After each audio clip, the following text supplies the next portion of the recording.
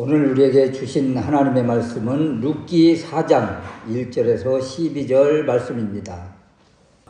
보아스가 성문으로 올라가서 거기 앉아 있더니 마침 보아스가 말하던 기업물을 자가 지나가는지라 그에게 이르되 아무개여 이리로 와서 앉으라 하니 그가 와서 앉음에 보아스가 그 성읍 장로 10명을 청하여 이르되 당신들은 여기 앉으라 하니 그들이 앉음에 보아스가 그 기업 물을 자에게 이르되 모압 지방에서 돌아온 나오미가 우리 형제 엘리멜렉의 소유를 팔려 함으로 내가 여기 앉은 이들과 내 백성의 장로들 앞에서 그것을 사라고 내게 말하여 알게 하려 하였노라. 만일 내가 물으려면 물으려니와 만일 내가 물으지 아니하려거든 내게 고하여 알게 하라. 내 다음은 나요 그 외에는 물을 자가 없느니라 하니 그가 이르되 내가 물으리라 하는지라. 보아스가 이르되 내가 나오미의 손에서 그 밭을 사는 날에 곧 죽은 자의 아내 모압 여인 룻에게서 사서 그 죽은 자의 기업을 그의 이름으로 세워야 할지니라 하니 그 기업 물을 자가 이르되 나는 내 기업에 손해가 있을까 하여 나를 위하여 물으지 못하겠노라 하는지라. 옛적 이스라엘 중에는 모든 것을 물으거나 교환하는 일을 확정하기 위하여 사람이 그의 신을 벗어 그의 이웃에게 주더니 이것이 이스라엘 중에 증명하는 전례가 된지라.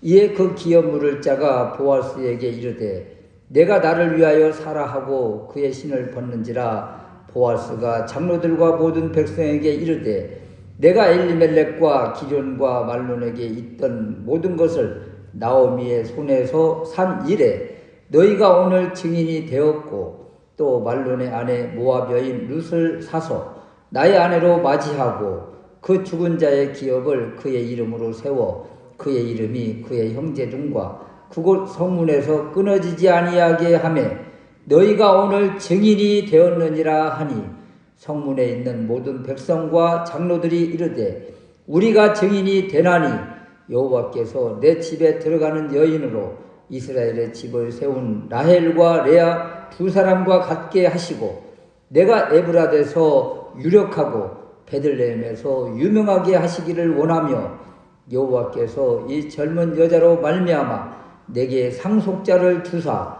내 집이 다말이 유다에게 낳아준 베레스의 집과 같게 하시기를 원하노라. 아멘. 오늘 우리에게 주신 하나님의 말씀 룻기 4장 1절에서 12절 말씀을 통해서 아무개와 보아스라는 제목으로 말씀을 드리려고 합니다.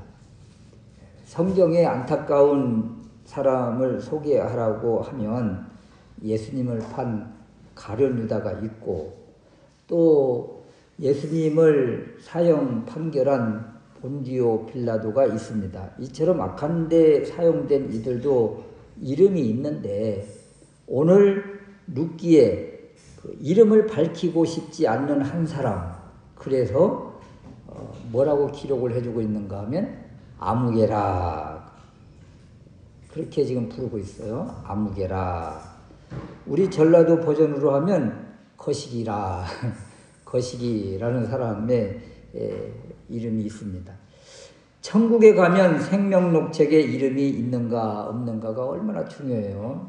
그 있는가 없는가에 따라서 천국과 지옥이 구원과 멸망이 이렇게 나누어지는데 그래서 복음송가 가운데 내 이름 아시죠 하는 그런 찬양이 있잖아요. 내 모든 생각도 내 흐르는 눈물 그가 닦아주시죠.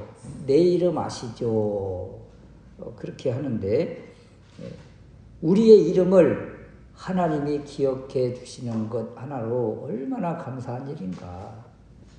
오늘날 여자분들이 시집을 가면 결혼을 하면 그 이름을 다 잃어버리는 경우가 많잖아요.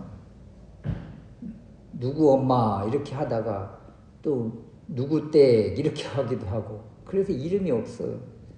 저는 그냥 우리 집사람을 부를 때 이름을 부르거든요. 영희 이렇게 부르는데 이름이 없는 이름을 잃어버린 우리 나라의 여인들이 많죠.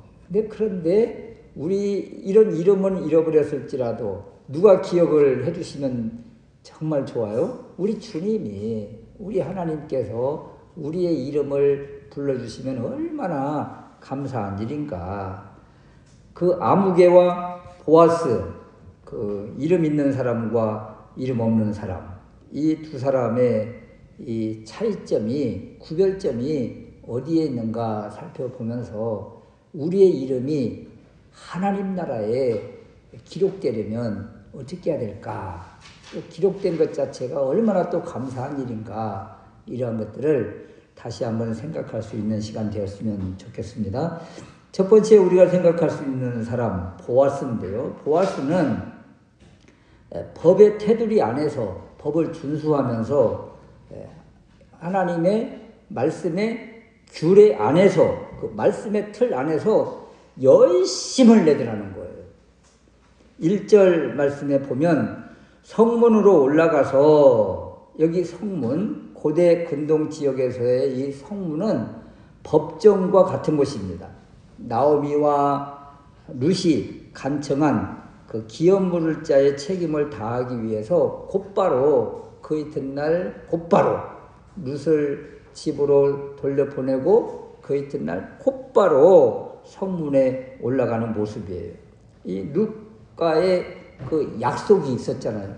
내가 할 일을 하겠다 하는 그 약속, 그 약속을 지키기 위해서 즉각적으로 행동하는 보아스의 모습입니다. 이렇게 선한 계획을 실행에 옮길 때, 즉각적으로 순종할 때 하나님은 무슨 일을 하고 계셨을까? 그 일을 배후에서 밀어주시고 역사하시는 거예요. 그래서 마침 기업 물을 자의 선순위자를 다 지나가게, 그곳으로 오게 하시는 거죠. 룻기에서 중요한 단어 가운데 하나가 우연이라는 것과 마침내, 마침이라는 말입니다.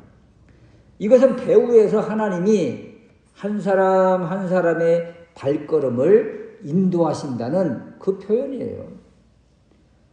여러분, 오늘날 우리의 삶의 모습은 어때요? 한 해 동안 우리의 삶을 뒤돌아볼 때 하나님께서 우리의 가는 길을 막아주셨던 적이 있었을 것이고, 또 그냥 가기 싫은 곳이었는데 가게 하셔서 놀라운 일을 경험하게 하신 일도 있고, 우리의 계획과 상관없이 하나님이 이끄실 때도 있었고, 이런 것들이 다 우연과 마침, 이런 관계성 속에서의 우리의 인생이었죠. 오늘날 우리가 살고 있는 이 상황 속에서 아무 일도 없다, 또 특별한 것도 없다, 뭐 기적도 없다, 뭐 하나님의 은혜도 없는 것 같다, 이런 것 같지만 이 가운데 속에서 이 자체가, 오늘날 현재 이 자체가 있는 것 자체가 얼마나 감사한 일인가.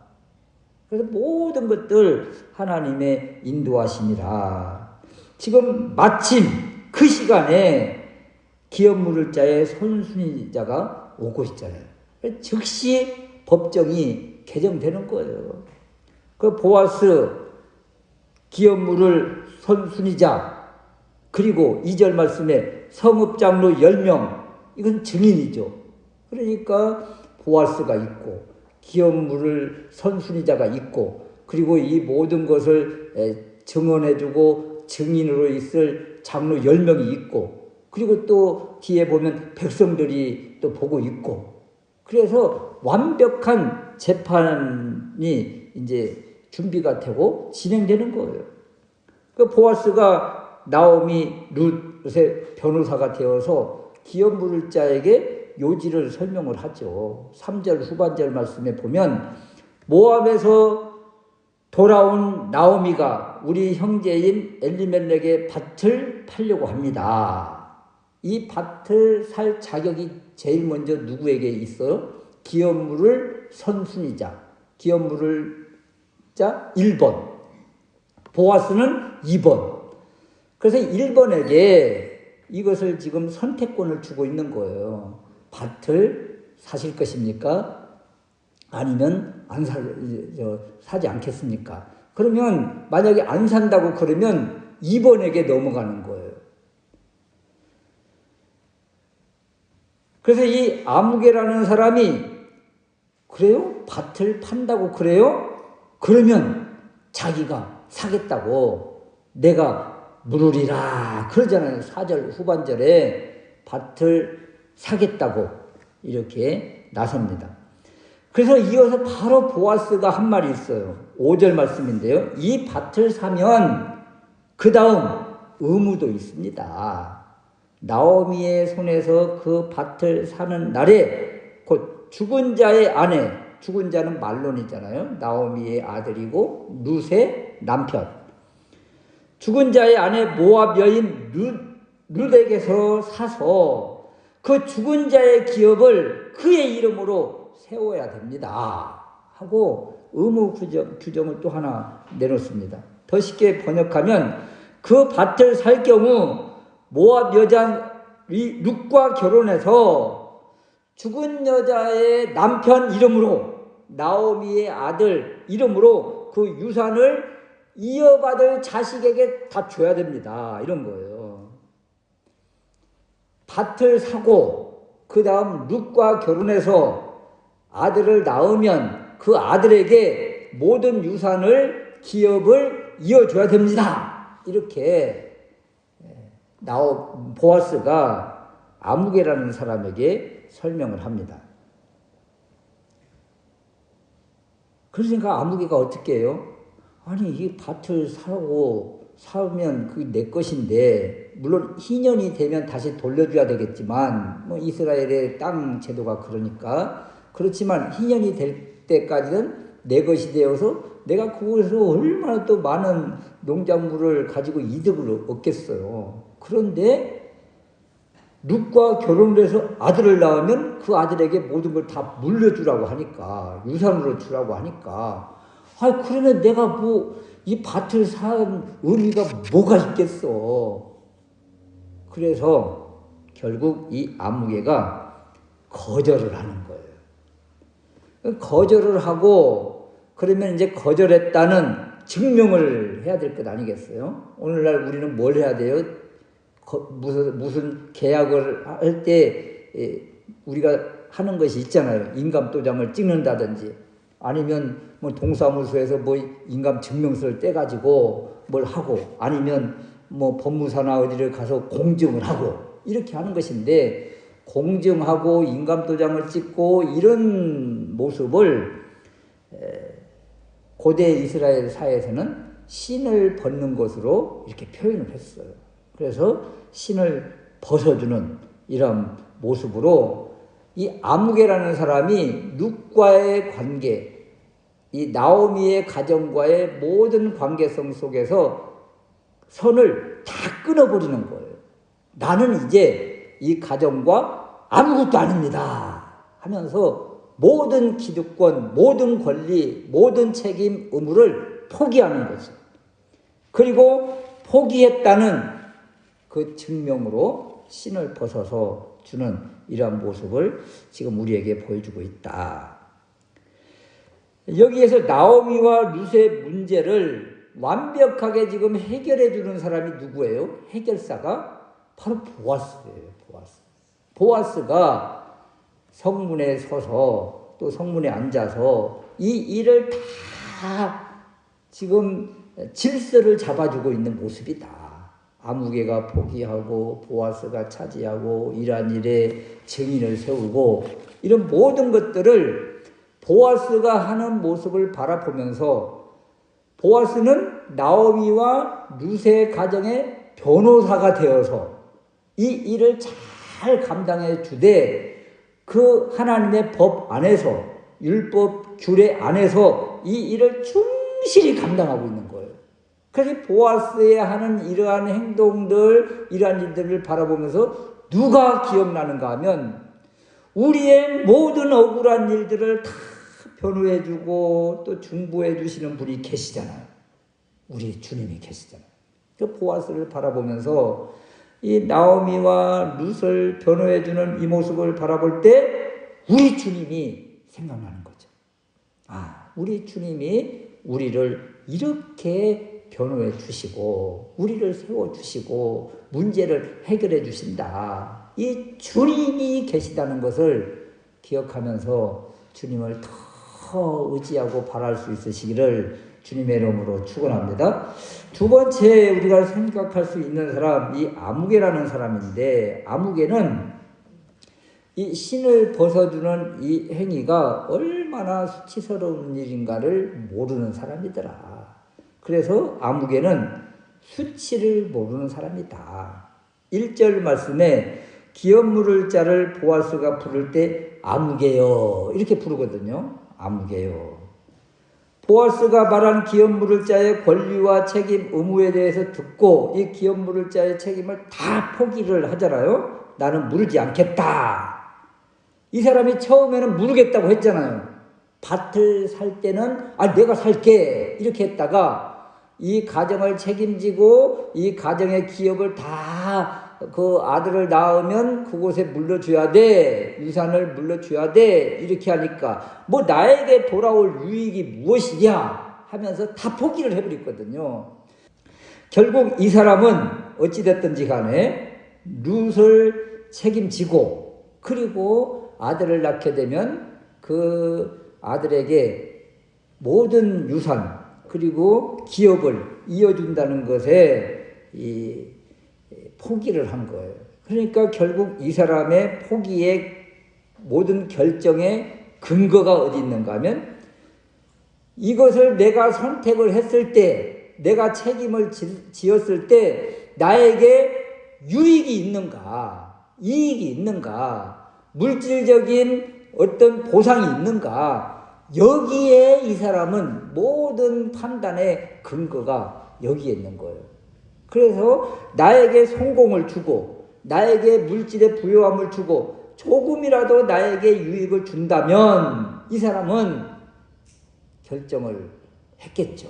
그런데 이 사람이 자기에게 손해가 올까 봐서 그 모든 것을 포기해버리는, 그래서 이 포기했다는 것의 확정의 모습으로 신을 벗는 행위의 모습을 보여주고 있다. 그런데 이 신을 벗는 이 행위가 신명기 25장 9절 말씀에 보면 계대 결혼, 지금 기업 물을 자 이런 것들이거든요. 이 계대 결혼을 거부당한 과부가 이제 쉽게 말하면 룻이 거부를 당한 거잖아요. 아무개한테 거부를 당한 거예요. 이럴 때 장로들 앞에서 상대편에게 나아가 그 아무개라는 사람에게 나아가서 그의 발에서 신을 벗기고 그 다음에 신명기 25장에는 어떤 말씀이 있는가 하면 그 사람에게 침을 뱉는 이런 규정이 있었어요. 지금 이제 세월이 좀 지나면서 이 침 뱉는 것까지는 이제 하지 않는 것 같아요. 그런데 이것이 왜 이런 행동을 하게 했는가? 왜 이런 규례가 있었는가? 그것은 기업 물을 자는 왜 기업을 물어줘야 돼요? 그 가정은 남자가 다 없어서 이제 기업 물을 자가 책임을 지게 돼 있는 것인데 남자가 다 없다. 지금 나오미와 룻의 가정과 비슷하잖아요. 그러면 이 가정의 삶의 어떤 모든 모습에서 보호자가 있어요. 책임자가 있어요. 또 궁핍한 환경 가운데서 그냥 죽을 수밖에 없는 그런 처지가 될 때 누구든지 책임을 져주고 그 가정을 좀 세워주고 이렇게 해야 될 그 순위자를 바로 기업 물을 자라고 하는 거예요. 그런데 이것을 거부하는 거예요. 이 사랑의 행위를 거부하는 거예요. 나에게 조금 손해가 온다고 해서 나에게 유익이 온다고 해서 나 책임 안 질래. 다른 사람한테 넘기는 이 모습. 그래서 이 모습을 이 규례에서는 어떻게 표현을 했는가 하면 참 사랑을 모르는 사람이구나. 돈 있는 것을 이렇게 베풀 줄 아는 그런 인정이 없는 사람이구나 하면서 이렇게 수치와 모독의 행위를 주게 한 거예요. 그래서 침을 뱉는 거예요. 그런데 이 아무개라는 사람은 침을 벗을 때도 그냥 당당하게 벗는 것처럼 이렇게 보여지잖아요. 그래서 이 사람은 이런 모욕과 수치를 모르는 사람, 얼굴에 철판만 깔고 자기 탐욕으로 가득 차 있는 그런 사람이구나. 이것을 알 수가 있지요. 그래서 결국 이 사람은 사회적인 약자를 책임지지 않는 수전노 같은 그런 사람이라. 그러면 이 사람의 이름을 기록해두면 얼마나 좋겠어요? 그런데 성경에서 이 사람을 왜 아무개라고 했을까? 왜 아무개라고? 그것은 그 사람의 행동, 이 모든 것들이 수치스럽고 좋은 행동이 아니지만 그럼에도 불구하고 이 사람을 더 나락으로 빠지지 않도록, 그리고 이 사람의 인격을 그래도 존중해 주기 위해서, 수치를 더 주지 않기 위해서 그런 배려로 그냥 아무개라 이렇게 한 것이죠. 안 좋은 일에 우리의 이름이 그냥 낙인이 찍히듯이 쾅쾅쾅 이름이 찍히면 그 가정, 그 가문의 자손 대대로 수치스러운 일이잖아요. 우리 친일파들 그 사람들의 이름이 그냥 쾅쾅쾅 찍히니까 그냥 대대로 친일파의 이름으로 나오잖아요. 그런 것처럼 그래서 성경에서 이 룻기에서 특별히 이 아무개의 이름을 그냥 지워주신 거예요. 이것도 하나의 어찌 보면 은혜인 거죠. 그래, 아무개가 포기하자마자 보아스가 즉각적으로 행동을 합니다. 10절 말씀에 말론의 아내 모압 여인 룻을 사서 나의 아내로 맞이하고 그 죽은 자의 기업을 그의 이름으로 세워 그의 이름이 그의 형제중과 그곳 성문에서 끊어지지 아니하게 하겠습니다 하면서 장로 10명의 증인 앞에서 그리고 백성들 앞에서 선서를 딱 하는 거예요. 내가 책임지겠습니다. 내가 이 기업을 물려주겠습니다. 아들을 낳으면 모든 유산을 이 가정에, 이 아들에게 넘겨주겠습니다. 자신에게 돌아올 아무 유익이 없고 손해만 있을 뿐인데도 불구하고 룻을 품겠습니다. 나오미의 가정을 책임지겠습니다. 이것이 기업 물을 자의 마땅한 일이에요. 이 마땅한 일을 보아스가 자원하고 자청하면서 이 일을 감당하는 것이죠. 이랬을 때 나오미와 룻의 가정이 얼마나 이 선언을 보고 듣고 가슴이 그냥 기쁨으로 가득 차지 않겠습니까? 이 모습을 바라보고. 그래서 여기에서 보아스가 나에게 아무 유익이 없음에도 불구하고 모든 것을 책임지는 이 모습을 바라보면서 또 누가 생각나요? 우리 주님이 생각나잖아요. 우리 주님이 어떤 이익이 있어서, 무슨 득이 있어서 우리의 죄를 다 짊어지시고 우리의 문제를 다 책임지시고 십자가에까지 가시고 돌아가셨습니까?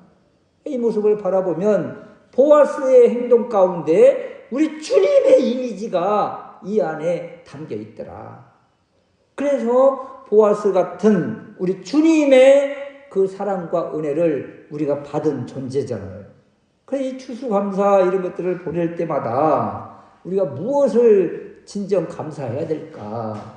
나오미와 룻이 보아스라는 존재로 인해서 감사가 흘러 넘친 것처럼 우리는 주님이 계셔서 우리의 모든 것을 짊어지시고 책임져 주시고 또 보호해 주시고 인도하시고 앞으로의 모든 삶을 주관해 주실 그분이 계심으로 인해서 우리가 이것으로 인해서 다 감사하고 영광을 돌려야 되지 않겠는가.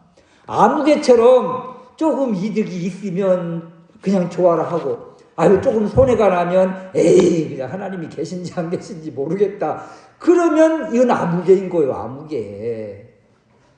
보아스같이 모든 것을 감사할 줄 알고 책임을 지는 이런 모습. 그럴 때 나오미와 룻의 가정에 풍성함이 임한 것처럼 이런 삶이 우리의 삶이 되어야 되지 않겠는가.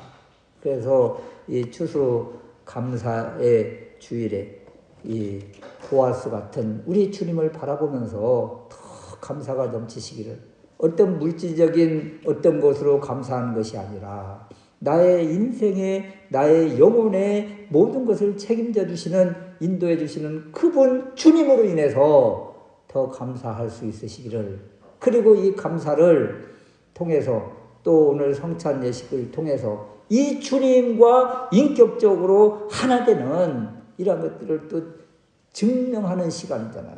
성찬 예식을 통해서 이 주님과 하나 되는 그런 귀한 시간 될 수 있으시기를 주님의 이름으로 축원합니다. 아멘.